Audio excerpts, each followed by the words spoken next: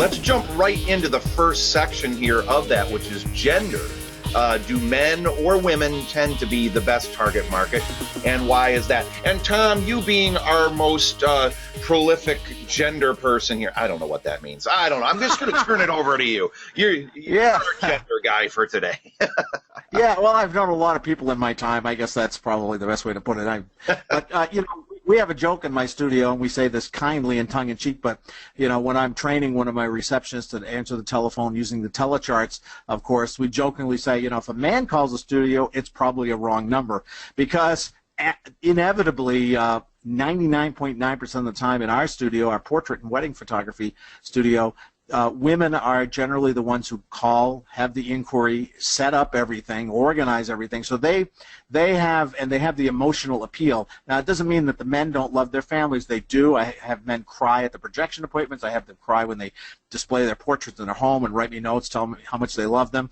But generally, the men do not instigate, if we can put it that way, the initial call. They may talk with their wife about it, but usually the female calls me and makes the inquiries and does most of the planning, and then the husband hops on later in the process. So, you have to, generally, women, that's going to be your target market. Yeah, so just to kind of reiterate our notes here on the screen here, women tend to be more emotionally driven to have fine photographs taken. Men usually don't reach out to have these done, but they love it once they have them. And then make sure to be in touch with your emotional side and express how emotional your photography is and why this will mean so much to her family. That's what's really important. And so that can be a little more difficult sometimes for male photographers to do sometimes than female photographers. If you're not as in touch with your emotional side and comfortable expressing that, that's something you're going to want to work on, and you're going to want to, it's very easy to become better at doing that, because that's what women are going to truly respond to. And well over 90% of the inquiries that we get in our photography business are women. So very important to keep all of that in mind.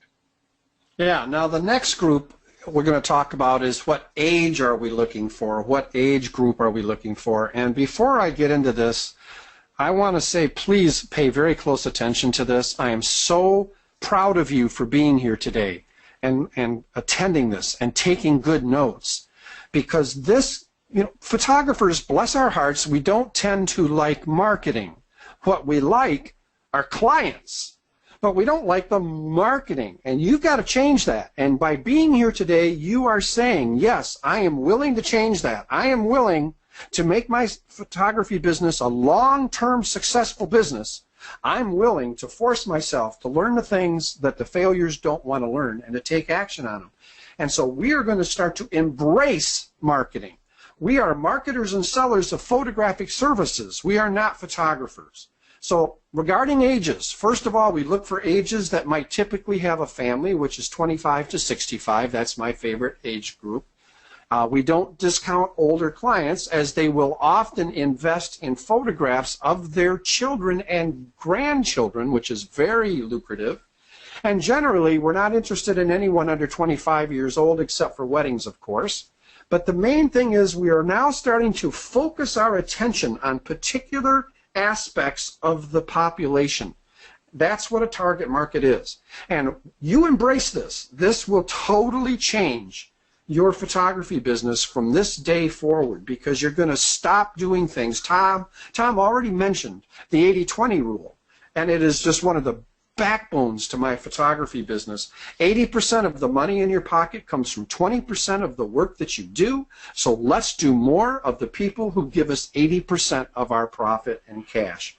And that's what this is all about, finding that target market that we want to work with. And once you've found it now, so now you've got an idea of kind of what we're looking for, and this comes from years and years, so over 40 years of being in the business, analyzing the type of people not only that we work with, but the ones that tend to invest the most. And from an age standpoint, that age, 25 to 65, that's a good range. That's a big range. So you got a lot of people to play with there.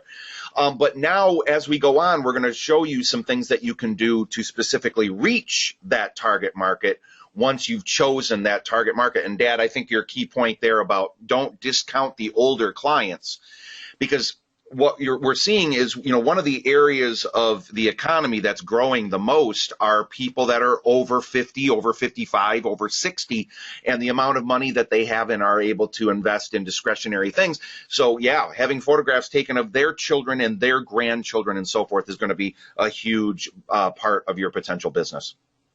Absolutely. Next up is their family life. Now, again, some of this are things that you're going to be able to find out about them. Some are not things that you're going to be able to know for sure right out of the gate. But when you know these aspects of their lives, you can now start to determine areas that you will want to target your marketing, either places that you're going to want to market. What's the word I want? Joint venture partners, people to work with that you can do marketing with that's going to get this in front of the right people. So the more you know about their family life and the things they enjoy doing and the things they're interested in, the more you're going to be able to target your marketing. And we'll kind of show you some examples of that, again, coming up later in this event. So first of all, we have found that our potential clients are interested in the arts. Obviously, if they have an appreciation in the arts, and now I'm not just talking painting or sculpture or things like that, but also theater and, the symphony and just anything having to do with the arts. Obviously, those people might be more predicated to look at fine photography as art, and therefore may be more interested in what it is that we do. Also, they like to do things as a family.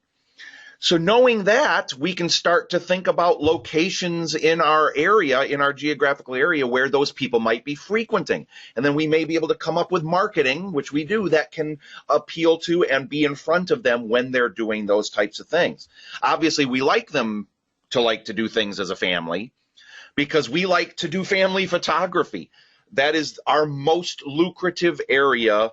In the 40 years we've been doing this, we've made more income, more profit from family photography than anything else, hands down.